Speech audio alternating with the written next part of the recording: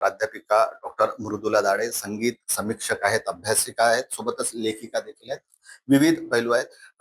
ताई, आज दुःखद निधन झालेलं आहे आशाताईंचं. काय भावना आहे? एकतर विलक्षण दुःखद अशी ही गोष्ट आहे आणि मनाला अजूनही ते पटत नाही, की इतका चिरतरुण स्वर आज असं म्हणतात नाही. एक विलक्षण असा मनाला नेहमी आधार होता, की आशाबाई आहेत.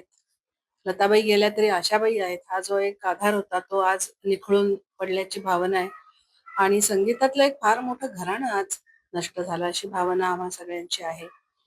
अ, आशा भोसले म्हणजे कुठलीही मर्यादा नसलेला आवाज आणि त्यांची प्रत्येक शब्दावरची त्यांची पकड, त्यांची स्वरावरची पकड ही अलौकिक होती. आणि मला सगळ्यात जास्त त्यांचं भावतं ते हे, की कुठल्याही गाण्याला, कुठल्याही प्रकारच्या गाण्याला एक समरसून असा न्याय देणारी ती गायिका होती. कितीतरी वैशिष्ट्य आहेत त्यांच्या गायकीची, की प्रत्येक गाणं म्हणजे आमच्यासाठी अभ्यास आहे. प्रत्येक गाण्यात त्यांनी काय केलंय? फिरत त्यांच्या आवाजाची एक अफाट होती. सूर इतका पक्का होता, की त्यांच्या आवाजावरून तुमची वाद्य लावून घ्यावीत, असा फार क्वचित बघायला मिळतं कुठे. म्हणूनच हे सगळे चमत्कारच आपण म्हणतो. दैवी होतं हे सगळं. पण फक्त दैवी नाही, तर तितकीच मेहनत आशाबाईंची त्यावर होती.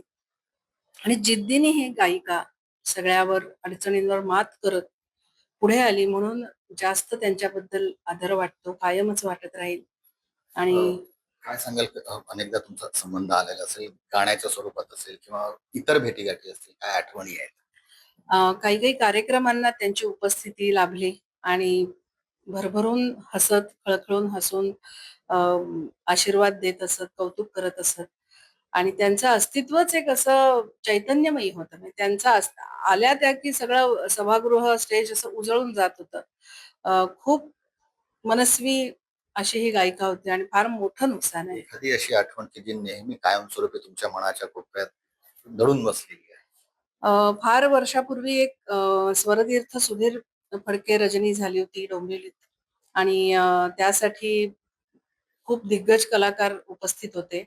आम्ही सगळे नवोदित होतो. म्हणजे खूप वर्ष झाली त्याला आणि आम्ही समोरच्या रांगेत आम्ही स्टेजवर बसून गात होतो आणि आमच्या मागे खुर्चीवर आशा भोसले बसल्या होत्या आणि मला प्रचंड दडपण आलं होतं, की असं मी मान तिकडे केली, की मला आशाबाईंच्या साडीचा असा काठ दिसायचा आणि असं थरकाप उडायचा, की आपण त्यांचंच गाणं गातोय आणि आता आशाबाई स्वतः ऐकतायत. पण मी ते गाणं एकाच या जन्मी जणू म्हटलं आणि नंतर जेव्हा अ, भेटलो आम्ही त्यांना, तेव्हा त्या म्हणल्या, "चांगली गायलीस. अ, कुणाकडे शिकतेस? काय शिकतेस?" माझ्या पाठीवरून त्यांनी हात फिरवला आणि ते मला अजूनही तो क्षण माझ्या आयुष्यातला कधी न विसरण्यासारखा आहे. खूप खूप धन्यवाद. जितेंद्र शिंगाडे, पुढारी न्यूज, नागपूर.